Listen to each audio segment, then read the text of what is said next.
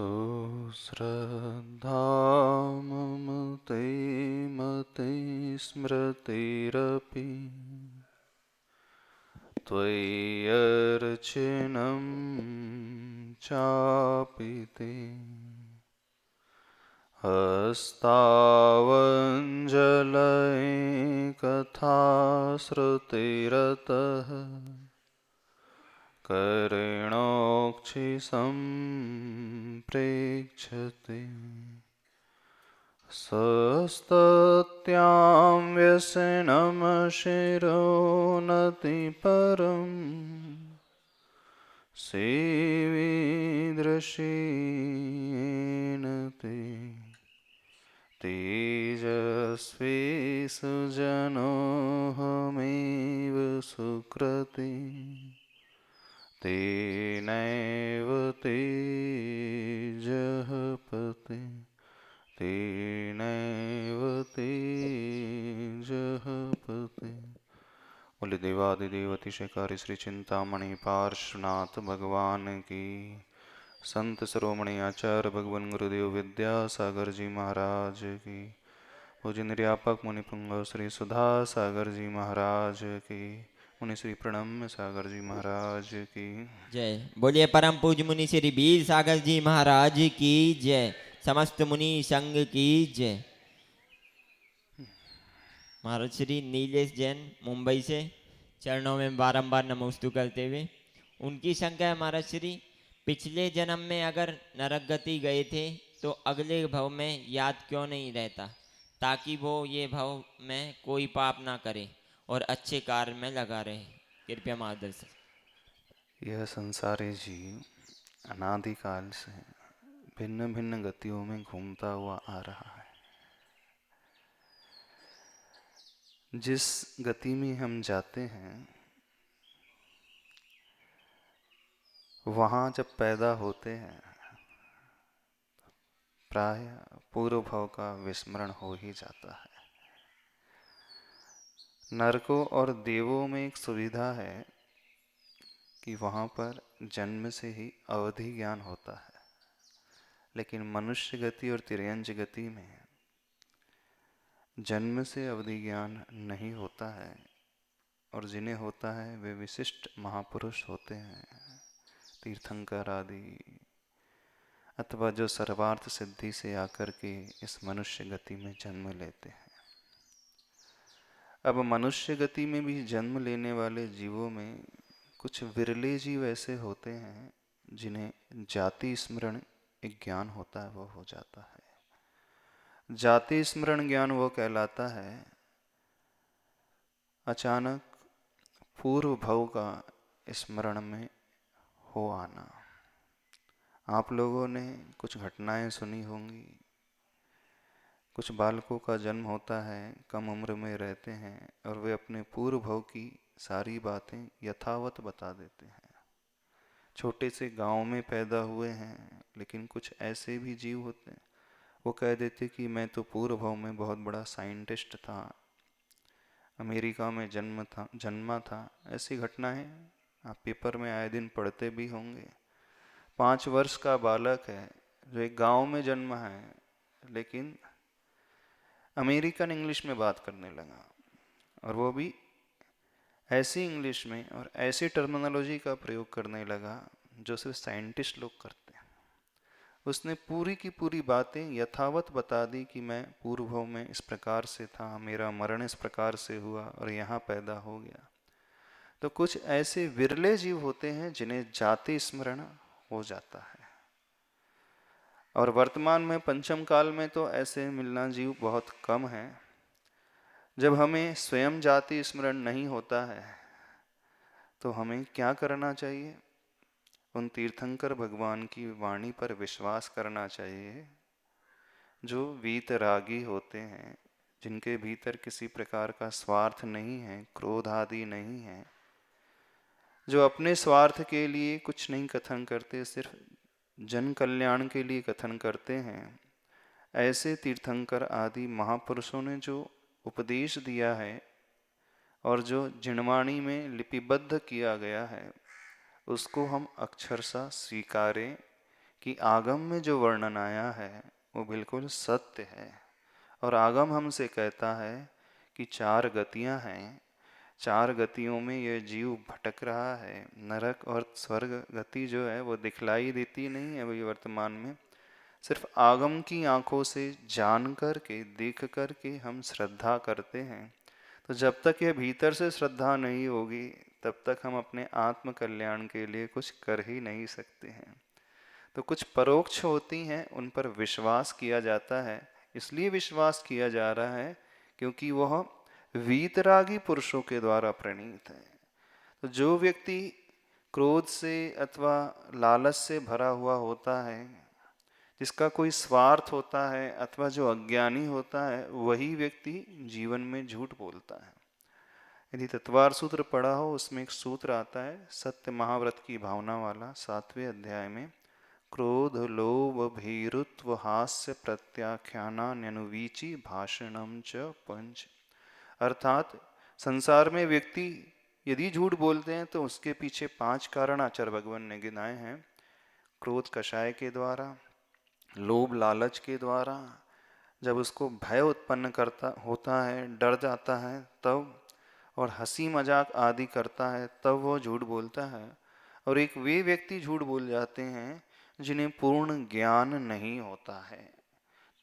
तो तीर्थंकर प्रभु जो होते हैं वे न क्रोध से सहित होते हैं, न लोभ उनके भीतर होता है, न किसी प्रकार का अज्ञान है, न ही हास्य कषाय है, न ही कोई भयपना उनके भीतर है। तो जिनके भीतर ये कोई कारण मौजूद नहीं है तो वो जो भी कथन करेंगे सत्य ही कहेंगे।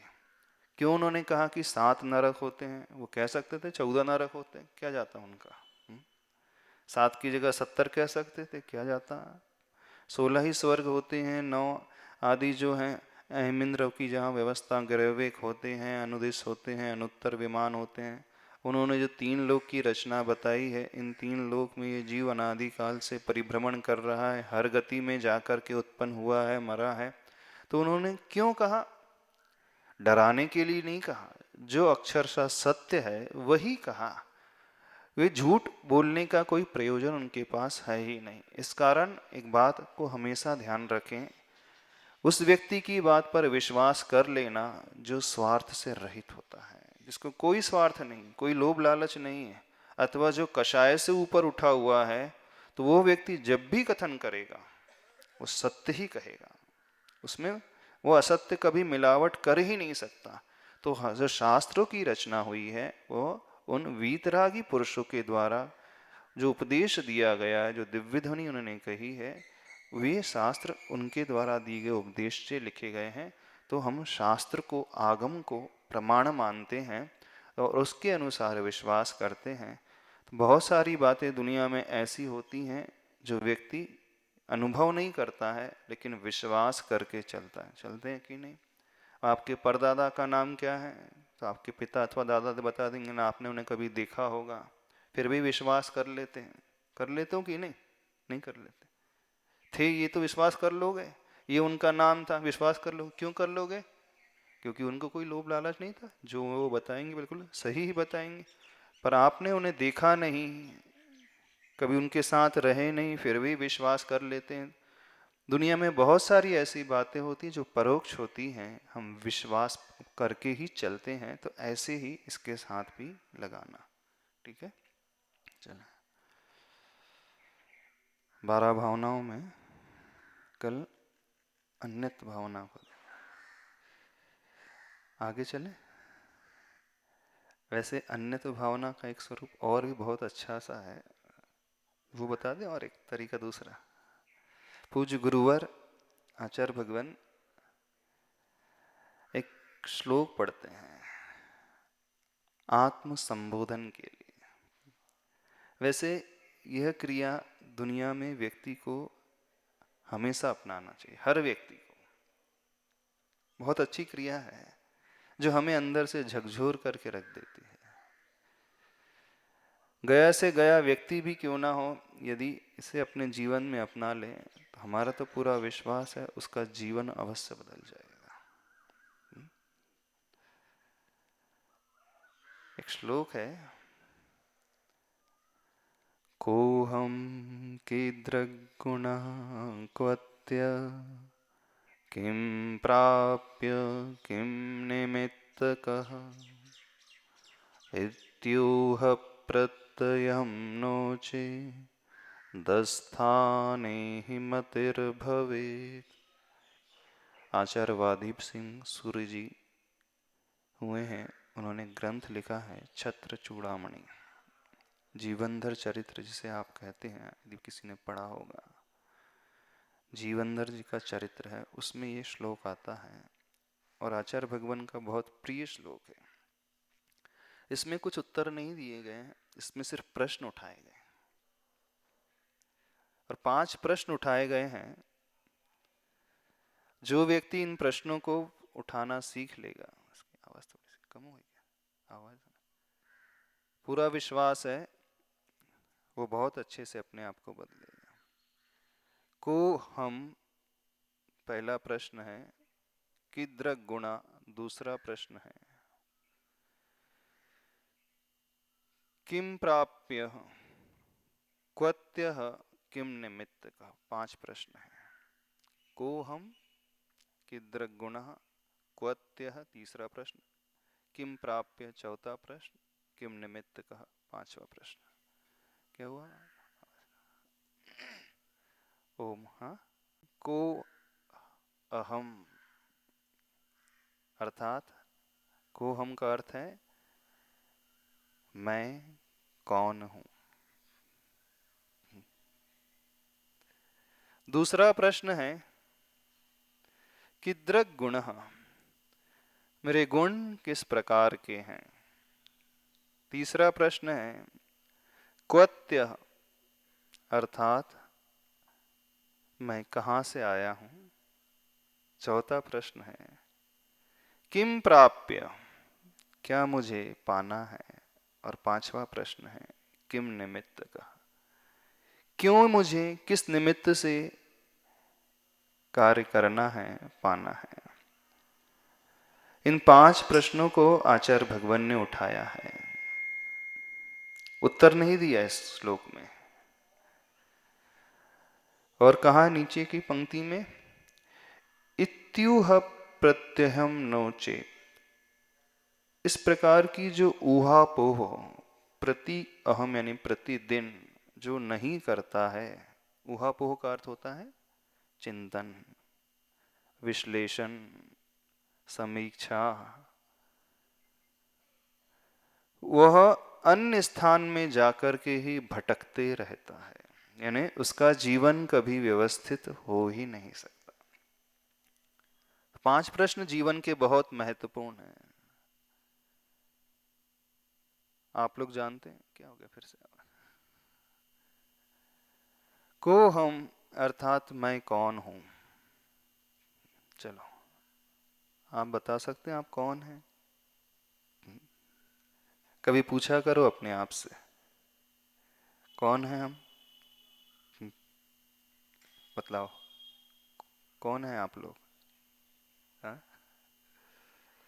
आप तुरंत अपना नाम बता दोगे, हाँ योगेश जी मेरा नाम है ना। जो हम होते हैं वो कभी नष्ट नहीं होते हैं, और जो नष्ट हो जाता वो हम होते नहीं।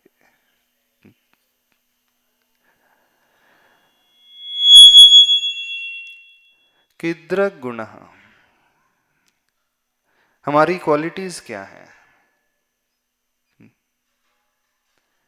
हमारा स्वभाव कैसा है, हमारा नेचर किस प्रकार का है, क्या हम कर रहे हैं क्या नहीं कर रहे हैं, किस प्रकार का जीवन हम जी रहे हैं। कभी आप सोचते हो? कितने लोगों ने सोचा? चलो अच्छा बताओ, इतनी बड़ी जिंदगी हो गई आप लोगों की, कभी सोचा? कभी तो सोचा होगा कि मैं कैसे जी रहा हूँ, किस प्रकार की मेरी लाइफ है, क्या मैं कर रहा हूँ, आखिर मैं हूँ कौन। हाँ? कभी मन में जिज्ञासा नहीं उठती? आखिर मैं इस दुनिया में कहां से आ गया हूं? क्या हो गया फिर से आवाज? कहां से भटकता हुआ मैं अच्छा, वोल्टेज कम है। अच्छा ठीक है। आखिर मैं कहाँ से आ गया हूँ, कैसे पैदा हो गया हूँ? कभी ये प्रश्न नहीं उठता? इतने सारे पशु पक्षी को देखते हूँ, जानवरों को देखते हूँ, प्राणियों को देखते हूँ, कुत्ते बिल्ली को देखते हूँ, कभी ये जिज्ञासा पैदा नहीं होती? इतने सारे जीव, इतनी सारी चींटियां, लाखों चींटियां हैं, कीड़े मकोड़े हैं, कहाँ से आ गए आखिर? किसने इन्हें पैदा कर दिया, किसने हमें बना दिया? कोई फैक्ट्री है? हाँ, जहाँ हमारा प्रोडक्शन हो रहा है, जीवों का प्रोडक्शन हो रहा है, कोई फैक्ट्री है ऐसी?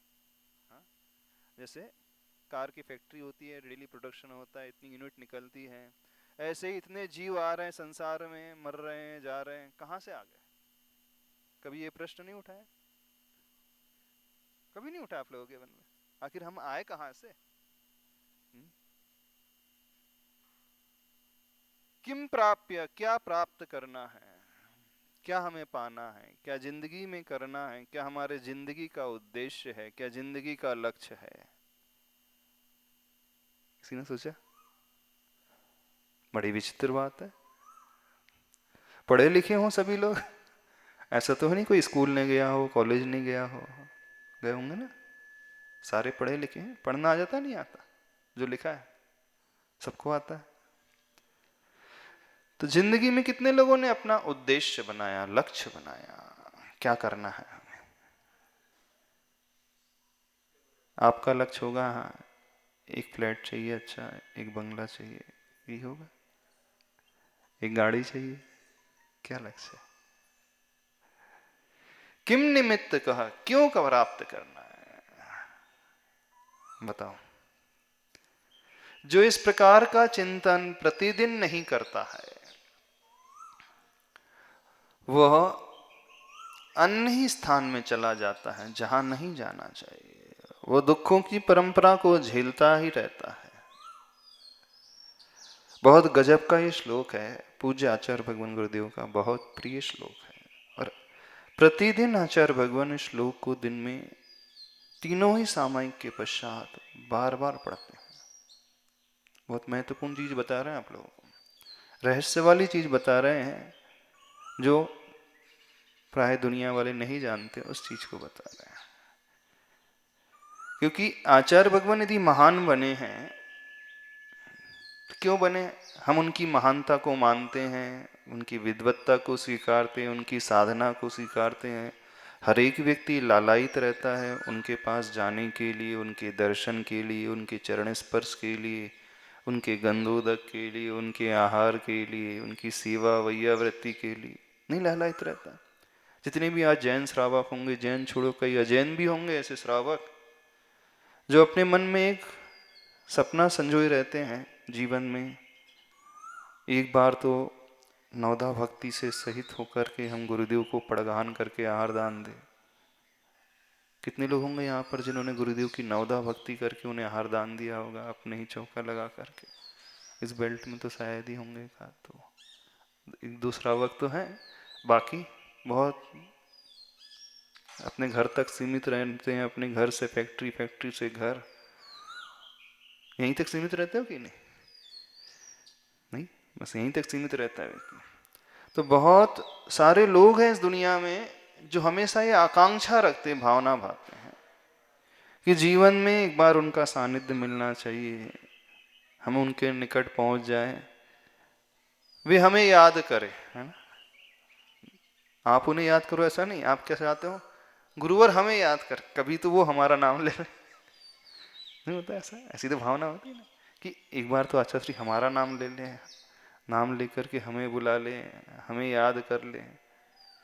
ऐसा क्यों व्यक्ति सोचता है? ऐसे मन में क्यों भावना उठती है? तो वो सिर्फ इसलिए कि उनकी कुछ इस प्रकार की साधना है। तो जीवन में उन्होंने ऐसा क्या किया कि अपने आप को इतना ऊपर उठा लिया?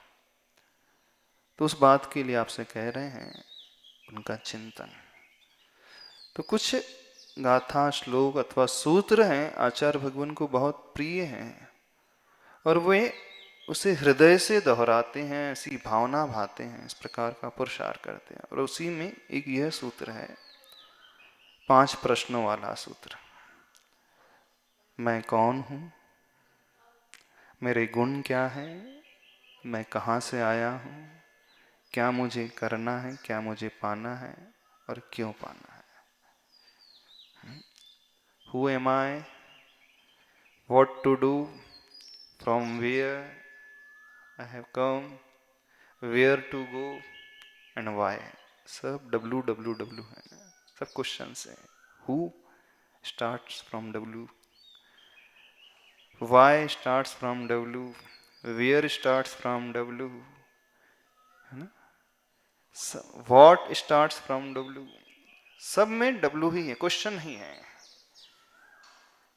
कब, क्यों, कैसे, क्या, कुछ प्रश्न है जिंदगी में। जिंदगी में इन प्रश्नों को उठाना सीख लो। उत्तर इतने महत्वपूर्ण नहीं होते, प्रश्न बहुत महत्वपूर्ण होते हैं। जिसके भीतर से प्रश्न जागृत होने लगे, देख लेना उसका जीवन बदल जाएगा। बताओ, हु आर यू,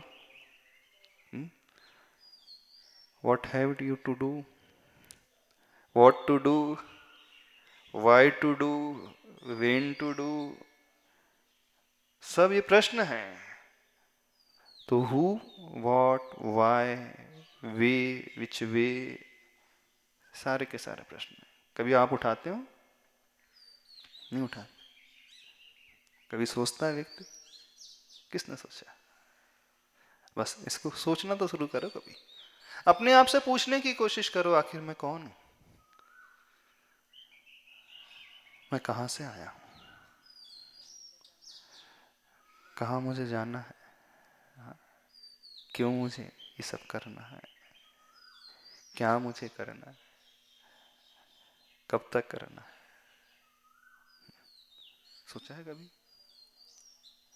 उत्तर दे सकते हो? कौन हो आप लोग? जो हम दिख रहे हैं, क्या वे हम हैं? मैं शरीर हूं कि मैं आत्मा हूं?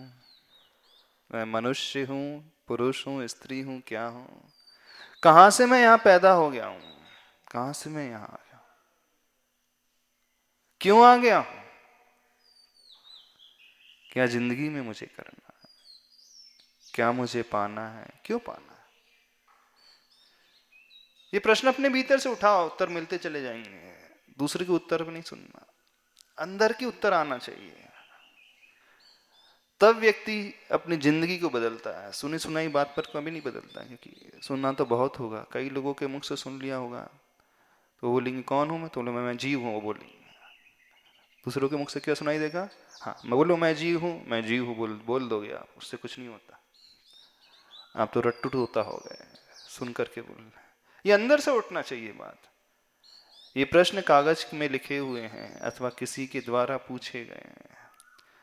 कल्याण हमारा तब होता है जब ये प्रश्न हमारी आत्मा के पर्याय बनते हैं। अभी तो कागज के पर्याय, पुद्गल के पर्याय बने हैं अथवा अन्य जीवों की पर्याय बने हुए हैं, उनके भीतर से उठ रहे हैं। आप उनको सुन करके सिर्फ दोहरा रहे हैं, उससे कुछ नहीं होता। जिंदगी में, जिंदगी में बदलाव आता है जब हमारी आत्मा के स्वयं की पर्याय बनते हैं, तब कुछ बदलाव आता है।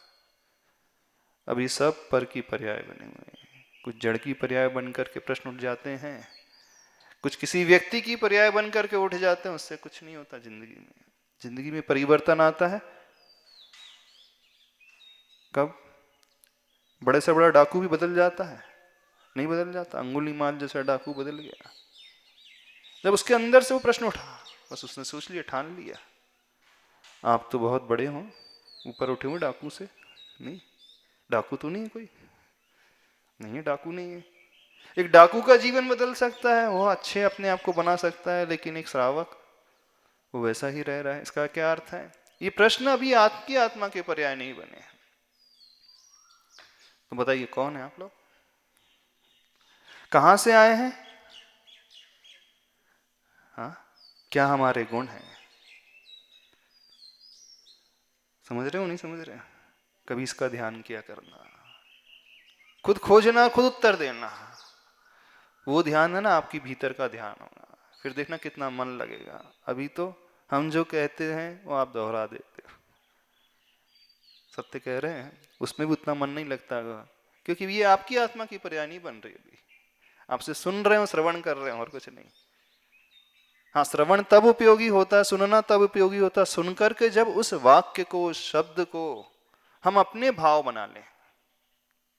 समझ में आ रही बात? नहीं समझ में आ रही? तो जिनवाणी पढ़ लेते हो तो वो पुद्गल की पर्याय हो जाती है, गुरु से सुन लेते हो तो वो गुरु की पर्याय है। उससे कल्याण नहीं होगा। चाहे हम जिनवाणी पढ़ करके समझे, चाहे उपदेश सुन करके समझे, लेकिन वो हमारी पर्याय बनना चाहिए, उससे कल्याण होगा। चलो 5 मुद्राएं करो। पहली मुद्रा अर्यन मुद्रा। ओम अरहम नमः। ओम अरहम नमः। ओम अरहम नमः। ओम अरहम नमः। ओम अरहम नमः। ओम अरहम नमः। रिलैक्स। दूसरी मुद्रा सिद्ध मुद्रा। ओम अरहम नमः। ओम अरहम नमः। ओम अरहम नमः। ओम अरहम नमः। ओम अरहम नमः। ओम अरहम नमः। ओम अरहम नमः। ओम अरहम नमः। ओम अरहम नमः।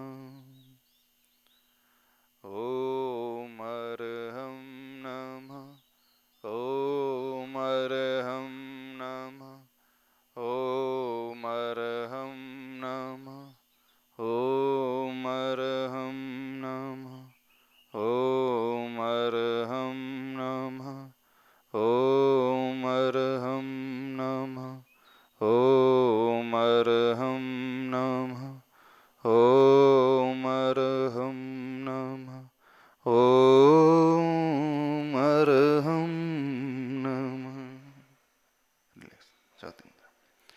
ओम अरहम नमः। ओम अरहम नमः। ओम अरहम नमः। ओम अरहम नमः। ओम अरहम नमः। ओम अरहम नमः। ओम अरहम नमः। ओम अरहम नमः। ओम अरहम नमः। हाथ सीधे रखें, पंजों को तेजी से मुंह करें और अच्छे से हाथ स्ट्रेट रखे, सिर्फ पंजों को मुंह करना। वोल्टेज फ्लक्चुएट हो रहा है बार बार। हाँ, आवाज आ रही है आप लोगों को? हाँ ठीक है, रिलैक्स। अच्छे से करो थोड़ा, गर्मी इतनी नहीं है अभी, लगी नहीं रहा इस बार। ठीक है चलो, पांचवी मुद्रा साधु मुद्रा। ओम अरहम नमः। ओम अरहम नमः। ओम अरहम नमः। ओम अरहम नमः। ओम अरहम नमः। ओम अरहम नमः। रिलैक्स, जितना झुक सकते हो आसानी से उतना ही झुकना, ज़्यादा नहीं, अपनी कमर को देख करके।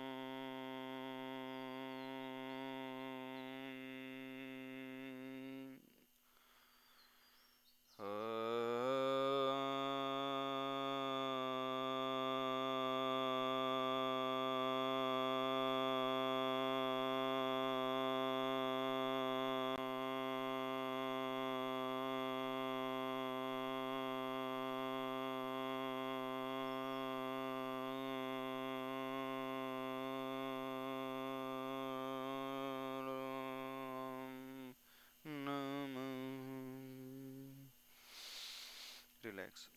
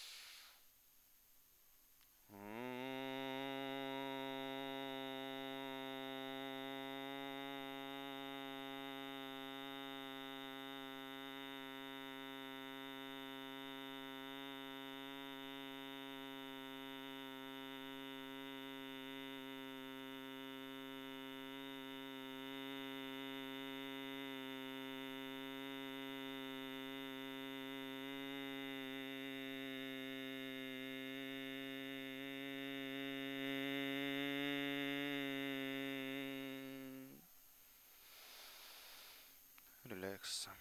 हुई सांस, जाती हुई सांस को सिर्फ देखने की कोशिश करें।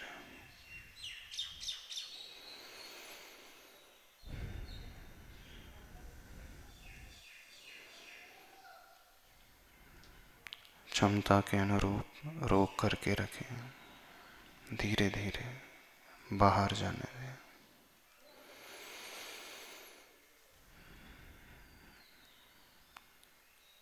अपने हृदय केंद्र पे अपनी दृष्टि केंद्रित करें।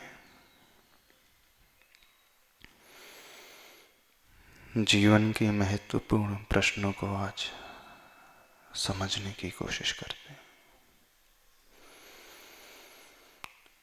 खोहम किद्रगुणा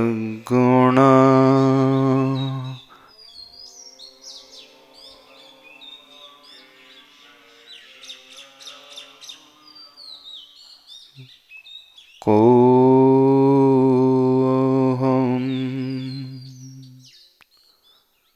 मैं कौन हूँ? आखिर मैं इस दुनिया में कहाँ से आया हूँ? मेरा स्वरूप क्या है? मेरी पहचान क्या है? जो मेरा नाम है, क्या वही मैं हूँ कि मैं कोई और हूँ? जो दिख रहा है, क्या वही मेरा स्वरूप है, अथवा जो दिखता नहीं वह मेरा स्वरूप है? मैं जो हूँ इंद्रिय का विषय नहीं, रूप का विषय नहीं।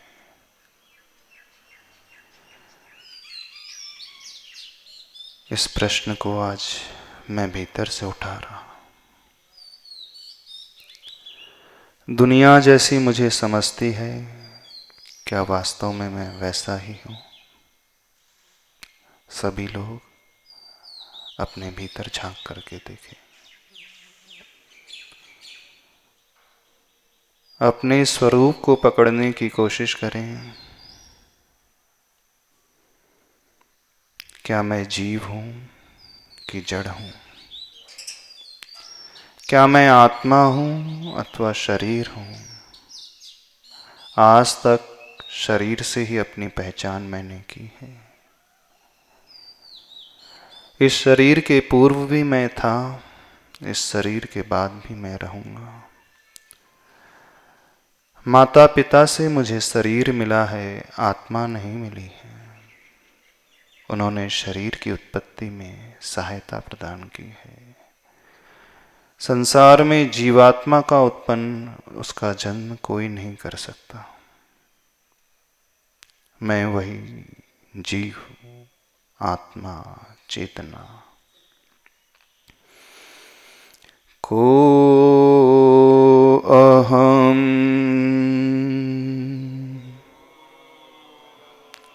स्वयं से पूछें, अपने आप से पूछें, किसी और से नहीं।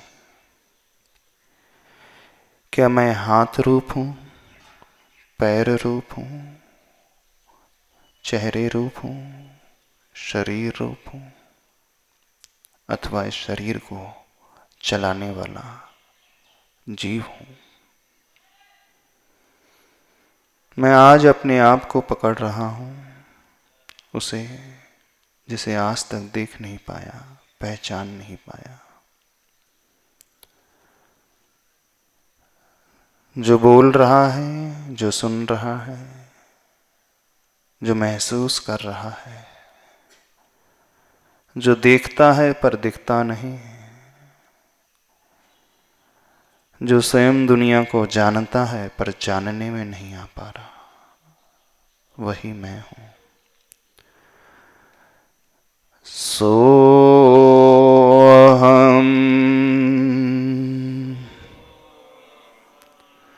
जीवोहम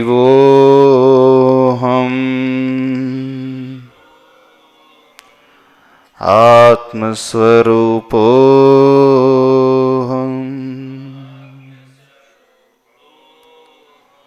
दूसरा प्रश्न, कीदृग्गुणः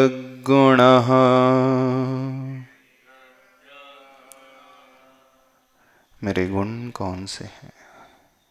क्या क्रोध करना मेरा स्वभाव है? अपने आप से पूछता हूं मैं। क्या यही राग करना मेरा स्वभाव है?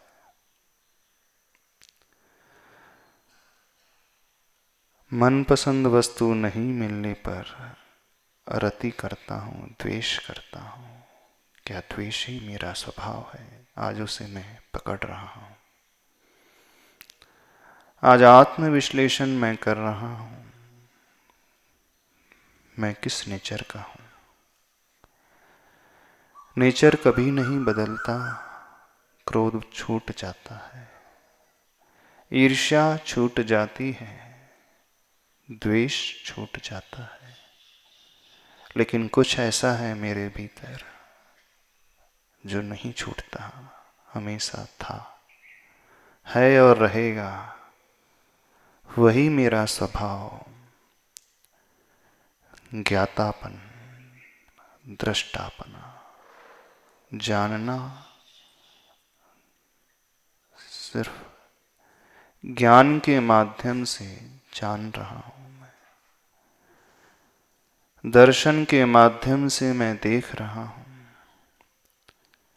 जानने के पश्चात मैं क्यों राग कर उठता हूं? क्यों मेरे भीतर अप्रीति रूप परिणाम पैदा हो जाता है? वही मुझे संक्लेशित करता है, दुखी करता है। ज्ञान स्वभावोऽहम्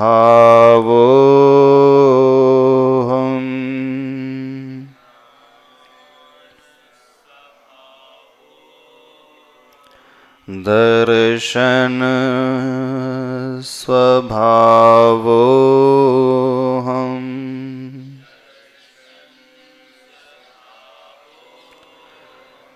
कषाय रहितोऽहम्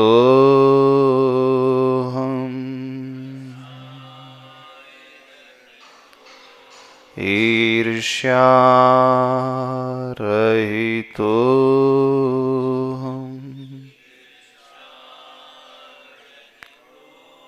आज तक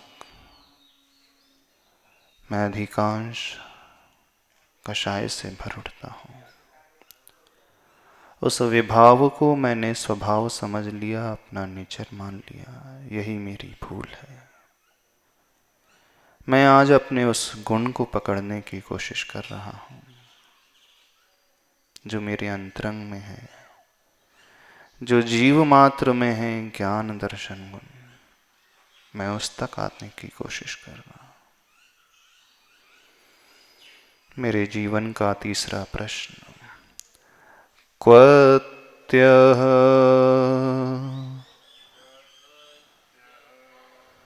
मैं कहां से आया हूं? इस मनुष्य भव के पूर्व मैं कहां था?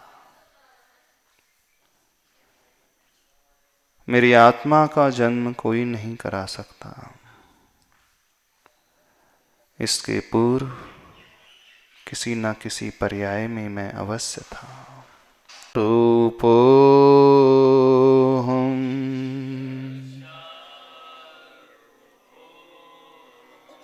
चौथा प्रश्न, किम प्राप्य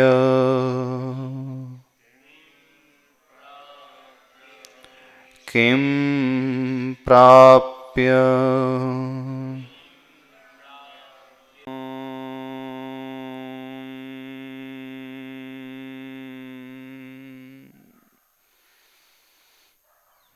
दोनों हाथ जोड़े हैं हृदय के निकट में।